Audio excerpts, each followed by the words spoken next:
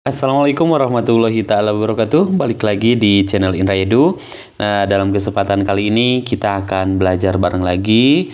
Lebih tepatnya saya akan membahas soal unit 3 bab 2, yaitu materi pendidikan Pancasila kelas 10.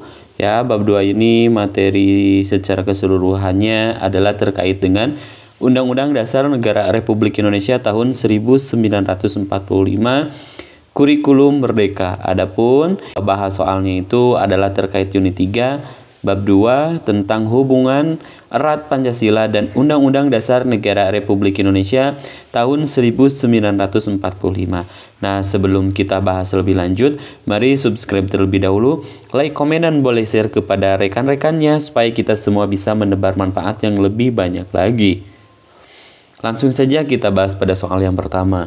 Pancasila memiliki hubungan yang erat dengan pembukaan Undang-Undang Dasar 1945 dan pasal-pasal Undang-Undang Dasar Negara Republik Indonesia tahun 1945, karena pada dasarnya pokok-pokok pikiran pembukaan Undang-Undang Dasar 1945 dan pasal-pasal Undang-Undang Dasar Negara Republik Indonesia tahun 1945 bersumber pada nilai-nilai Pancasila. Hal ini sesuai dengan fungsi Pancasila sebagai titik-titik. A. Jiwa bangsa Indonesia. B. Tujuan dan cita-cita bangsa Indonesia. C. Pandangan hidup bangsa Indonesia. D. Ciri khas kepribadian bangsa Indonesia. E. Sumber tertib hukum tertinggi di Indonesia. Jawaban yang paling tepat adalah jawabannya bahwa Pancasila memiliki hubungan erat dengan pembukaan Undang-Undang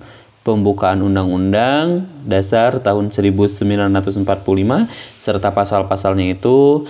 Hal ini sesuai dengan fungsi Pancasila sebagai sumber tertib hukum tertinggi di Indonesia. Jawabannya adalah yang E. Kita lanjutkan pada soal berikutnya. Pokok-pokok pikiran yang terkandung dalam pembukaan Undang-Undang Dasar 1945 merupakan perwujudan dari sila-sila dalam Pancasila. Selanjutnya, pokok-pokok pikiran tersebut dijabarkan atau dijelaskan dalam pasal-pasal Undang-Undang Dasar Negara Republik Indonesia tahun 1945. Berikut ini yang tidak termasuk 4 pokok pikiran yang terkandung dalam pembukaan Undang-Undang Dasar 1945 adalah titik-titik. A. Pokok pikiran pertama, negara melindungi segenap bangsa Indonesia dan seluruh tumpah darah Indonesia dengan berdasar atas persatuan. Pokok pikiran ini mencerminkan sila ketiga. Yang B. Pokok pikiran kedua, negara hendak mewujudkan keadilan sosial bagi seluruh rakyat Indonesia. Pokok pikiran ini mencerminkan sila yang kelima. Yang C. Pokok pikiran ketiga, negara yang berkedaulatan rakyat berdasarkan atas kerakyatan dan permusyawaratan perwakilan. Pokok pikiran ini sesuai dengan sifat masyarakat Indonesia yang selalu menjunjung tinggi atas musyawarah dan mufakat. Pokok pikiran keempat, negara berdasarkan ketuhanan yang Maha Esa menurut dasar kemanusiaan yang adil dan beradab. Pokok pikiran ini menjadi pondasi moral negara dan terkandung dalam sila ke-1 dan ke-2. Kalau ini ada di sila yang keempat.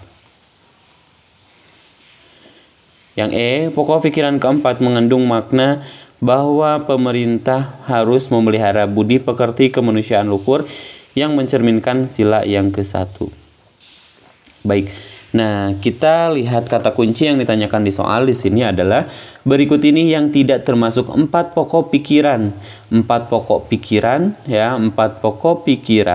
yang terkandung dalam pembukaan Undang-Undang Dasar 1945 adalah, nah kalau yang pertama, pokok pikiran pertama ini betul ada di pokok pikiran yang mencerminkan sila yang ketiga.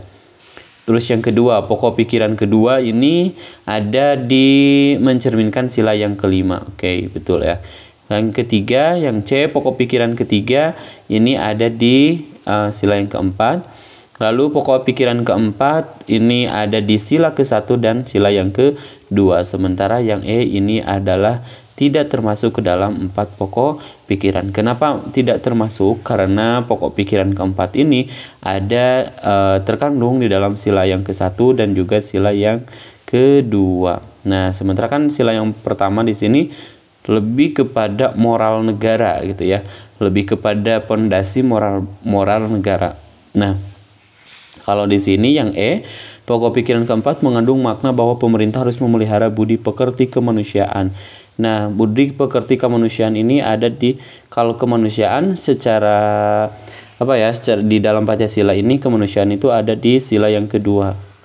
Sila yang kedua. Sementara pokok pikiran keempat ini ada di sila ke-1 dan sila yang kedua. Sementara di sini yang tercantum adalah hanya sila yang ke-1 saja. Kita lanjutkan pada soal berikutnya.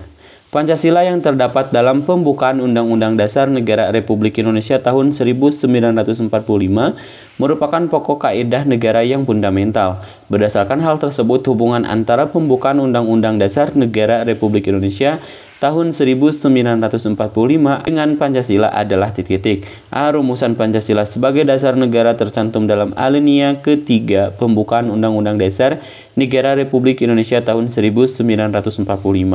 B. Pancasila dalam alinea ke-1 pembukaan UUD NRI tahun 1945 mengilhami lahirnya Deklarasi HAM sedunia. Yang C. Undang-Undang Dasar Negara Republik Indonesia tahun 1945 menjadi tertib hukum bangsa di dunia.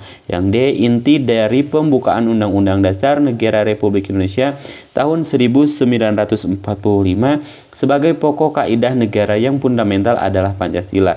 Yang E. Intisari pembukaan UUD NRI tahun 1945 sebagai pokok kaidah negara fundamental adalah pasal-pasal UUD NRI tahun 1945. Nah, kata kunci yang ada di dalam soal di sini adalah hubungan antara pembukaan UUD gitu ya dengan Pancasila itu adalah, ya jawabannya adalah inti dari pembukaan UUD NRI tahun 1945 sebagai pokok kaidah negara yang fundamental adalah Pancasila. Jawaban yang tepat adalah yang D. Kita lanjutkan pada soal yang keempat. Pembukaan Undang-Undang Dasar Negara Republik Indonesia tahun 1945 sebagai deklarasi kemerdekaan negara Republik Indonesia yang hanya terjadi sekali pada saat negara itu berdiri, tidak dapat dirubah sekalipun oleh MPR hasil pemilihan umum. Pernyataan ini mengandung arti bahwa merubah pembukaan Undang-Undang Dasar Negara Republik Indonesia tahun 1945 berarti titik-titik. A. Terjadinya pergantian kepemimpinan nasional. B. Terjadinya perubahan bentuk pemerintahan republik. C. Membubarkan Negara Kesatuan Republik Indonesia. D. Menghilangkan jembatan emas menuju kemerdekaan negara Indonesia. E. Hanya dapat dilakukan oleh Dewan Perwakilan Rakyat selaku wakil rakyat. Jawaban yang paling tepat adalah, nah di sini kan yang ditanyakan atau kata kunci di soal di sini adalah merubah pembukaan Undang-Undang Dasar gitu ya, merubah pembukaan Undang-Undang Dasar Negara Republik Indonesia tahun 1945 berarti, ya jawabannya adalah membubarkan Negara Kesatuan Republik Indonesia, bahwasanya tidak dapat dirubah sekalipun oleh MPR. Jadi pembukaan UUD ini tidak dapat dirubah gitu ya oleh siapapun meskipun oleh MPR. Nah, kalau kita merubah berarti kita sama dengan membubarkan Negara Kesatuan Republik Indonesia. Jadi pembukaan ini tidak dapat dirubah. Kita lanjutkan pada soal berikutnya. Pernyataan berikut yang termasuk contoh adanya hubungan yang erat antara sila keempat dengan pasal 11 UUD Negara Republik Indonesia tahun 1945 adalah hubungan tata kerja antara Presiden dengan DPR, Dewan Perwakilan Rakyat, dalam hal pengambilan keputusan berikut ini titik-titik. A. Membeli gelar, tanda jasa, dan tanda-tanda kehormatan. B. Mengangkat menteri-menteri untuk memimpin departemen. C. Mengangkat duta dan konsul untuk ditempatkan di negara lain. D. Menyatakan perang dan membuat perjanjian dengan negara lain. E. Menetapkan dan mengesahkan anggaran pendapatan dan belanja negara. Jawaban yang paling tepat adalah bahwasanya termasuk contoh adanya hubungan erat antara sila keempat dengan pasal 11 ini adalah jawaban yang tepat adalah menyatakan perang dan membuat perjanjian dengan negara lain. Jawabannya adalah yang D. Kita lanjutkan pada soal berikutnya. Hubungan antara Pancasila dengan Undang-Undang Dasar Negara Republik Indonesia terkait butir sila pertama yang berbunyi, bangsa Indonesia menyatakan kepercayaan dan ketakwaan terhadap Tuhan Yang Maha Esa, tertuang dalam pasal Undang-Undang Negara Republik Indonesia tahun 1945. A. Pasal 27 ayat 1, B. Pasal 27 ayat 2, C. Pasal 27 ayat 3, C. Pasal 29 ayat 1, E. Pasal 29 ayat 2. Ini paling mudah ya, bahwasanya pasal tentang agama ini ada di pasal 29, lebih tepatnya pasal 29 ayat 1. Jawabannya adalah yang D. Soal berikutnya, sikap rela berkorban untuk kepentingan bangsa dan negara sebagaimana tertuang dalam salah satu butir sila ketiga merupakan kewajiban warga negara Indonesia sebagaimana tertuang dalam Undang-Undang Dasar Negara Republik Indonesia tahun 1945 pasal A. 27 ayat 3, B. 29 ayat 1, C. 29 ayat 2, D. 31 ayat 1, E. 31 ayat 2. Jawaban yang paling tepat adalah, jawabannya adalah pasal 27 ayat 3. Jawabannya adalah yang A, bahwasanya sikap rela berkorban ini untuk kepentingan bangsa dan negara sebagaimana tertuang dalam salah satu butir ketiga merupakan kewajiban warga negara sebagaimana tertuang juga dalam Undang-Undang pasal 27 ayat 3. Soal berikutnya. Mengembangkan persatuan Indonesia atas dasar Bhinneka Tunggal Ika adalah salah satu butir sila ketiga yang diimplementasikan dalam bentuk lambang negara Garuda Pancasila yang secara hukum dijamin dalam pasal Undang-Undang Dasar Negara Republik Indonesia tahun 1945. A. Pasal 28C, B. Pasal 28D, C. Pasal 28E, D. Pasal 30A, E. Pasal 30B. Jawaban yang paling tepat adalah ada di pasal 36 ya, 36A. Jawabannya adalah yang D. Kita lanjutkan pada soal berikutnya. Bersama-sama berusaha mewujudkan kemajuan yang merata dan berkeadilan sosial adalah harapan bangsa Indonesia sebagaimana tertuang dalam salah satu butir sila kelima. Jaminan kesejahteraan masyarakat Indonesia ini tertuang dalam salah satu pasal Undang-Undang Negara Republik Indonesia tahun 1945, yaitu pasal A. Pasal 27 ayat 1, B. Pasal 27 ayat 2, C. Pasal 27 ayat 3, D. Pasal 29 ayat 1, E. Pasal 29 ayat 2. Jawabannya ada di pasal 27 ayat 2. Jawabannya adalah yang B, bahwasanya bersama-sama berusaha mewujudkan kemajuan yang merata dan berkeadilan sosial ini selain ada tertuang dalam butir sila yang kelima pun juga tertuang di dalam salah satu pasal Undang-Undang Dasar Negara Republik Indonesia tahun 1945 ada di pasal 27 ayat 2.